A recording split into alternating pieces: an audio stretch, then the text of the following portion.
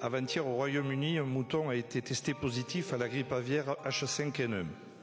Ce cas inédit intervient dans un contexte d'inquiétude croissante au niveau mondial concernant la propagation de ce virus et plus particulièrement de nouveaux variants capables de contaminer un nombre croissant d'espèces de mammifères, y compris les humains.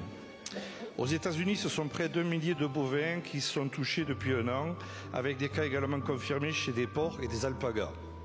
En réponse, les ministres américains de la Santé et de l'Agriculture suggèrent, contre tous les avis scientifiques, de laisser circuler le virus entre les élevages avec un risque majeur de mutation synonyme de roulette russe pour la santé humaine. L'alerte internationale est donc sérieuse. Dans ce contexte, votre décision de baisser de 70 à 40% la participation de l'État dans la vaccination des canards suscite une incompréhension majeure et risque de s'avérer contre-productive. Car la stratégie vaccinale française mise en place par le gouvernement a prouvé son efficacité. Après des années de crise de grippe aviaire, la filière du canard gras, encore fragile, s'est relevée.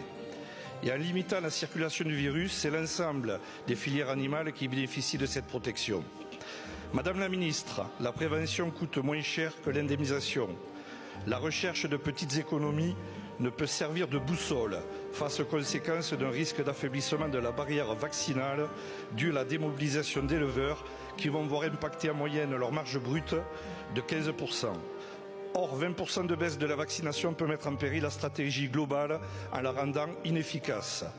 Madame la ministre, que vaut une économie estimée à 27 millions d'euros face à des indemnisations qui ont coûté plus d'1 milliard à l'État rien que pour l'année 2022? Allez-vous prendre ce risque ?